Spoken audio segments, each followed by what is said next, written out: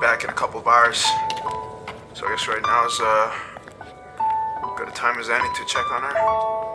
I anxiously climbed the steps back up to the hospital entrance, surprising myself at my own anxiously-ness. Alright, give me a break. I didn't go to school, okay? As I walk down the corridor, I have to dodge the bustling nurses and physicians. Suddenly, a familiar voice behind me calls. Theo, right? Turn around to a weary smile. Hey Nurse Traub. I just wanted to check on Mia. Is she doing okay? Come with me. He gestures. He starts off briskly through the busy hospital. It's a good thing you told us about the apple of venom when you did. I don't think she would have survived if we hadn't started treatment immediately. So she's okay? Traub nods with a hint of a smile. The exhaustion in the old lady's eyes groans that it's been a draining day. She's happy that she can at least give somebody some good news. She points over to a small private ward. If you'll excuse me, Theo, I need to go and tend to some other patients. Of course, Nurse, and thank you so much for everything. She returns a kind smile and marches off to some of the other rooms. As I turn to Mia's door, I feel my heart beat a hair too loudly. Because what if she blames me for her being poisoned? She's got every right to. I mean, if I weren't there, she wouldn't be crapping blood knocking on death's door. I stand outside her door for a good minute before I realize how foolish I must be looking right now. Fuck it. What do I care, alright? If she blames me, whatever. It's just another chick who doesn't like me. And even if she is super pissed and starts to get violent, she's still really weak, right? I don't think she'll be able to physically hurt me. Suddenly, a harsh voice from behind snaps at me. What are you doing? I'm just... Theo? That's her. That's the person I'm visiting. Gotta go. Oh, shit. Mia looks dreadful, man. Pale skin, dark eyes, blue lips. Hey, so how the hell am I supposed to greet her? What do I do? Handshake? Hug? Fist bump? Hey, yourself. How are you? Me, I can't complain. You look great. Healthy, I mean. Not healthy, but healthily. Wow. Shut up, okay? Mia smiles across my rambling, saving me from making more of an ass out of myself. The nurses told me you dragged me all the way here. Yeah, before poisoning you. Then I guess I should kill you. Would you mind if I turn you into the police? I'm too tired to do it myself. You're not mad? You're a real idiot.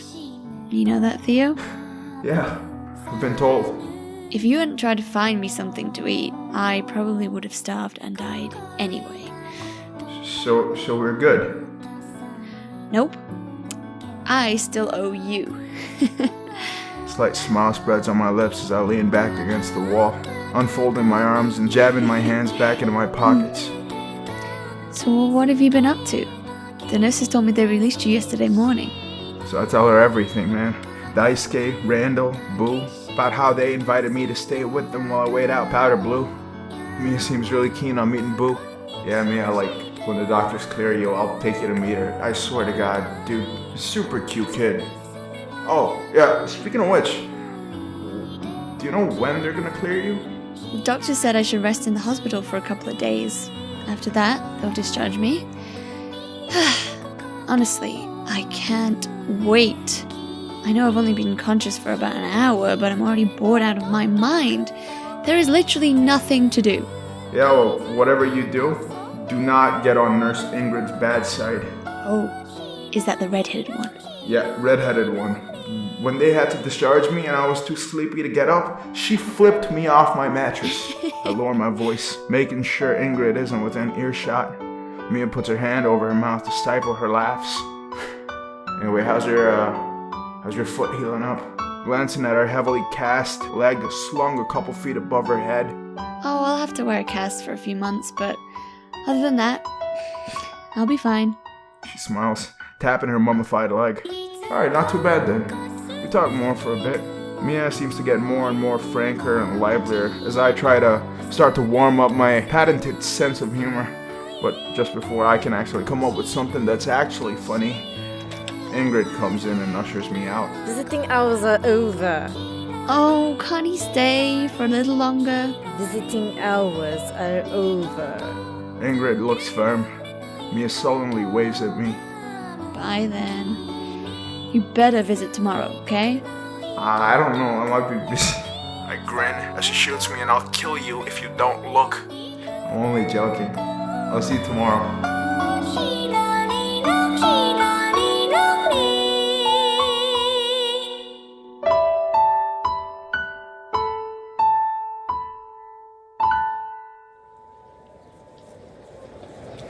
As I leave the hospital, there's a slight skip in my step. I don't know. I guess I'm just happy Mia and I are cool. Suddenly, somebody taps me on the shoulder. I instinctively cover my face and whimper out. No, don't hurt me.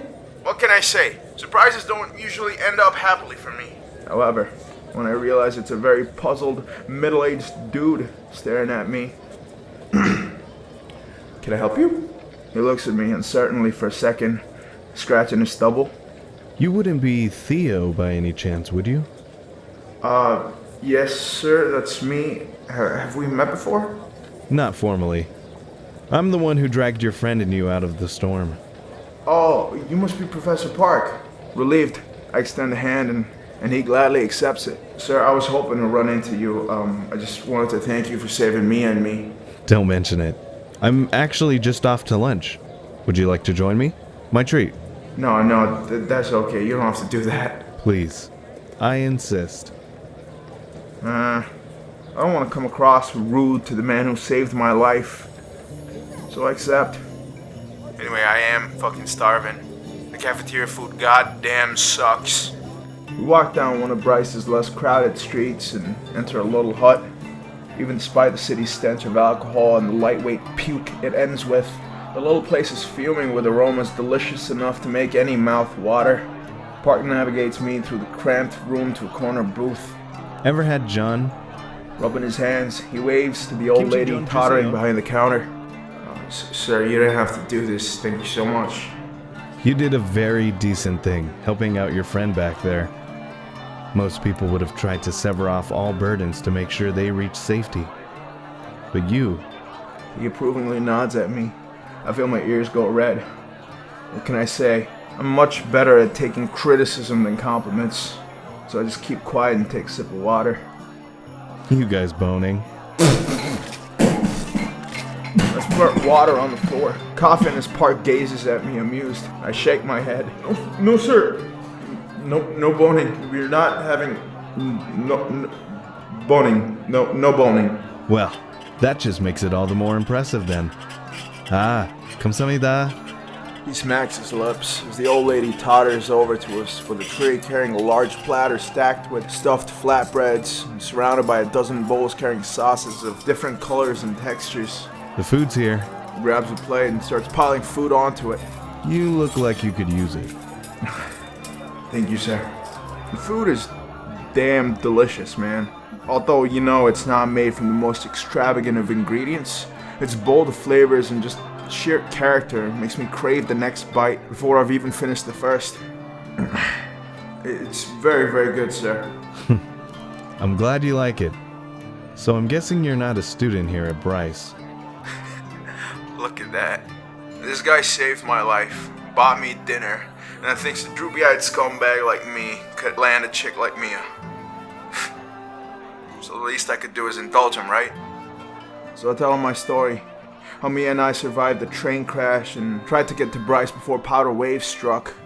For obvious reasons, I leave out the crazy cannibal passengers on the train. I might be the dunce in this university right now, but even I'm not stupid to strike that beehive. That's quite a story. Not many people could have made that journey. I don't know what more to say, so just take another bite of food. So, are you going to leave Bryce after the storm blows out? Or stay here and take some classes? I'm definitely leaving, sir. My cousin's waiting for me in Winston, so I really need to get back. Anyway, I don't really think school's for me. Never even been in a classroom. That doesn't mean you shouldn't start at all. A good education never goes to waste. I'll tell you what. After lunch, I've got my Modern History 305 class. Why don't you sit in? I don't know if that is such a good idea. I gotta meet Daisuke at night. But Park did save me after all. It'll be rude if I say no. That sounds like fun. But he just chuckles, lighting a cigarette. Fun? I don't know how many of my students would call it that. But who knows? You might learn something.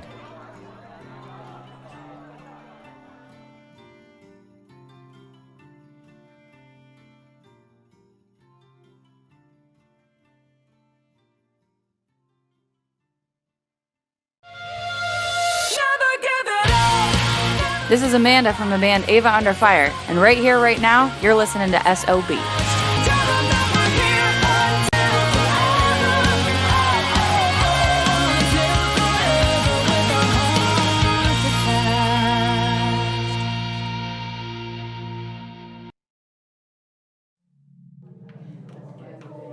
I do not think I have ever felt this uncomfortable. Oh, wait. No, I remember. This is exactly how I felt like in Borstal. 100 or so indifferent eyes glare at me as I walk into the semicircular classroom. It really looks more like an amphitheater with an expanse of chalkboards fixed to the only straight surface. Park said he had to pop back to his office to retrieve his lesson notes and told me to just find a seat. As if it was that easy. I didn't expect to feel like I was on a catwalk surrounded by inmates again. As I glance over the sea of heads probing me and try to find an empty seat where I could just hide out. Randall's beaming at me, waving from the far corner. Relieved to find a friendly face, I navigate my way through the rows of seats towards him. Oh, hey man, what you doing there? I didn't know you was like enrolling in this class and shit. Oh no man, I'm not. Just Professor Park asked me to sit in for one lesson. Randall points at an empty seat beside him. Well, man, I saved you a spot. Like, normally I save it for, like, bitches and shit, but, I mean, you can sit here. Jeez. Oh, thanks, little buddy. Bros before hoes, you know what I'm saying? I sink back into the hard-back chair. Although the wood's digging between my shoulder blades, it's a lot more comfortable than being stared at by the whole classroom. So, like, is this the only class you're taking? Nah. Dice made me enroll in some economics shit and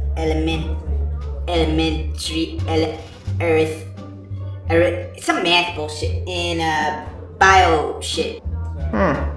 Any fun? Well, aside from the tea pictures, no, not really. I mean, like, this is the only class I wanted to take. You like modern history? I do not want to sound judgmental, but Randall does not seem like the sort to enjoy anything academic. Maybe he just takes one to know one. No, surprise. I'm not big into history. Like Professor Park, I mean, he's like the only teacher that doesn't comatose students in the boredom, you know what I'm saying? Like, shit, I wish some of my friends would take this class though. So, why don't they? Them bitch ass, them niggas too afraid of Professor Park. I mean, he's totally fair and everything, but he can be a bit, like, vengeful? Vengeful? Maybe coming to this class was not the best idea. Randall lowers his head and his voice as Park walks in. Yeah, I mean, like, just don't get on his bad side. Before I can ask Randall any further, Park begins to address his classroom. Evening, guys. Class replies sullenly. Park sighs, as if dropping the happy facade. I know. I'm not too happy to be stuck here today either. The small ruffle of laughter amongst the students musters enough energy to allow Park to launch his class into the lecture. I'm not going to say he's some great speaker, but he's definitely not boring. Today's topic is the Regent, Benny Bartlett. The Bartlett family was already a major syndicate when the Octagon was formed, so once they were left alone in the lawless lands within, it was only natural that they ensnared significant power. Talking animatedly, he steers the conversation towards how their influences fluctuated over time. However, in spite of his talent as a public speaker, a lot of students look completely jaded. You know, it's weird. Never having seen the inside of a classroom, I didn't exactly expect cutting the 20th percentile. However, seeing how hungover most of the kids are, I might just be one of the ones with 3 or more functioning brain cells. Suddenly, Park sniffs and groans at someone in the back row. He slowly exhales, trying to suppress anger. Heath, why do you make me do this? A tall, lanky-looking kid shrugs and gets up, a lit cigarette hanging off his lip. Just get on with your thing, alright? Why you gotta bug me? His insolent stare starts to flicker when he sees Park walking up towards him. It's weird how quiet the room has gotten, amplifying the menace in Park's footsteps. And this is why you don't get on the niggas' bad side, man. I'll smoke wherever I fucking well want. But when he sees Park getting closer, throws the smoke on the floor. Okay. Happy? Park doesn't stop, eyes fixed on Heath. Student tries to maintain his false bravado, but his quivering lip gives it away. I said I'm... A hard smack snaps his jaw shut. Before he can recover from the blow, Park grabs him by the ear and yanks him down onto the floor. Lick it clean. The irate teacher growls, pulling his head into the cigarette butt. Don't make me repeat myself. I can't see from all the way back here, but the next thing I know, Heath jumps to his feet with a bitter look on his face before spitting it out onto the floor. I'm not taking this from you. Who the fuck do you think you are? With shaking hands, he pops another cigarette into his mouth, draws on it, and exhales right into the dragon's face. Alright, shit, man. Here it comes. Taking a deep breath of the smoke, Park calmly picks the cigarette out of his mouth and pops it into his own. Oh, shit! Park growls, smacking the eyebrows off the fucker's face. When you come into my class, you live by my rules. Sticking his fingers deep up the kid's nostrils, he drags him down to the center. Who the fuck do you think you are shoving a teacher? Barks, following each word with a jerk so hard I'm afraid he'll pull the kid's brain out of his nose. Once he's hauled Heath's ass to the center, he trips the whimpering 23-year-old onto his face. On the floor. You know the drill. Not wanting to anger Park anymore, he drops to his front and then bridges up with only his forehead and feet touching the ground. The enraged teacher stares daggers at him before taking a couple of deep, calming draws on his smoke and resuming his lecture. Excuse me, guys. Am I the only one who's gonna pretend like nothing fucking happened? Yo, mouth. Your mouth. Randall nudges me. Realizing my mouth is hanging open, I close it and swallow hard. And as the class continues, I lower my head even further, not wanting to catch Park's attention. I guess his erratic behavior isn't new to his students, because they seem to have already forgotten about Heath, who's now whimpering in front of the classroom, painfully perched on his forehead and toes, looking like human macaroni. Somebody raises their hand from one of the front rows. Park glances at the student and nods. The girl lowers her hand. I'm sorry. I know it's been 10, 20 minutes, but are we really not gonna address the human piece of macaroni that you created? Excuse me, sir. You were just talking about how at some points certain syndicates become extremely powerful. So, why haven't they ever tried to break out of the octagon? Good question, Miss Shields. You've been reading ahead, I see. Yeah, I really find his sudden transition from homicidal to amiable rather shocking. But why is everybody else so used to his bipolarness? He is sick, probably. But as long as he's not hurting me, I'm not gonna mess with him. However, no one has ever left the octagon. Even if all the regents were to unite their muscle and try to breach Rogan's divide, they would fail. Wait, okay, wait. Let's put his bipolar disorder to the side. What do you mean? The regents have thousands of fully armed, undiagnosed psychopaths wrapped around their pinkies. I mean, I know it's a tough wall, but it's a wall. You're telling me armies can't bust through a wall? He shuts the book in front of him and gazes at the classroom. That wall is no mere physical barrier.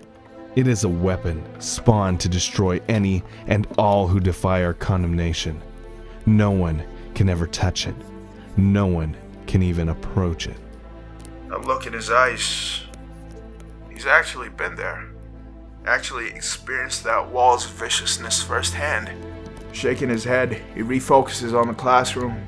In fact, many organizations use the divide as a means of execution, forcing the poor souls to get close enough to be sucked into the meat grinder. But that's not what you were getting at, is it, Miss Shields? It said something about being able to buy passes, which would let you leave the octagon. The entire class turns towards me, including Professor Park. Oh, sorry. The Park just smiles. The girl shoots me an annoyed look and continues with her question. Why haven't any of the regents ever tried to leave? Surely they'd have enough money. Astute observation. These tickets are given out by the police. They were supposed to be rewarded to philanthropists and the like, those who'd proved themselves worthy of living in the outside world. Instead, the Octagon's finest have decided to reward tickets to those with a less than charitable personality. As he rubs his chin, class looks blankly at the teacher.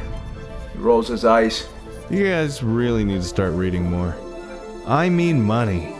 You mean police are selling tickets out of Octagon? Park nods. Mutterings rumble across the rows of students. But it's my hand that punches the air before I can help myself. Theo, I see we've got your attention. I'm sorry, how much? Please, I believe that the rate's been fixed at 100 million grills. Fuck! When friends said that there was an expensive way out, I did not think he meant so many zeros. Shit, I didn't even know that many zeros existed. Let me put this in perspective for you. The Bartlett heist was the mother of all fucking flukes. And even if I pulled off that shit over a dozen times, I still would not have enough money. I know it's a lot of money, but surely someone in the history of Octagon has had enough to buy a ticket. Who are the only people who've been able to accumulate and maintain such wealth? The regents? Very good. And if you were in their position, would you give away all your money to live in a place where you can't do what's turned you into Octagon royalty? Yeah, I mean, he's got a point about that. Class, I guess we'll leave it here today. He dismisses his students, but then sharply spits at the quivering Heath, macaronied on the floor. Get up. The teary-eyed ex-badass wipes his face and stares at the floor, afraid to make eye contact with the guy who just shamed him in front of every girl he was spitting game at for the past 2 years. Since you're so fond of smoking, I want 20 pages on a killed cigarette bud and why licking it is the best way to clean it off the floor. Hand it in first thing tomorrow morning. Understood? Heath nods and darts off without making eye contact. Theo. Oh, yes, sir. May I have a word? Little buddy, dude, I'll be right out. Yeah, sure, man. I'll see you outside. Still think modern history's fun? Not really. I grin sheepishly, trying to look confident. But thank you so much for inviting me to your classroom, sir. Education seems like an experience. But it's not for you? As I said, Professor, I'm just waiting out the storm. I need to get home, back to my cousin. Powder wave should blow over by tomorrow morning, and the train should be back online the following day. Take care of yourself, Theo. He extends a hand and smiles wide. It was a pleasure meeting you. Likewise, sir.